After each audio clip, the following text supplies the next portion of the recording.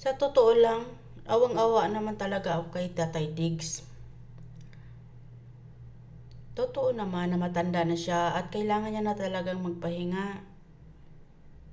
Kaya dapat lang sa kanya na sa ICC siya magpahinga para matigil na siya kapapanira kay BBM.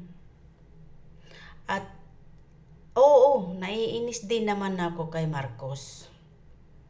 Kasi wala naman talaga siyang ginagawa. Wala siyang ginagawa. Kahit binabalahura na siya, wala siyang ginagawa. Didma siya. Wala eh. Mabait siya eh. At humahanga din naman ako kay Inday Sara. Hangang-hanga ako sa kanya. Kasi nasa tabi siya ng tatay niya. Hindi niya pinapabayaan.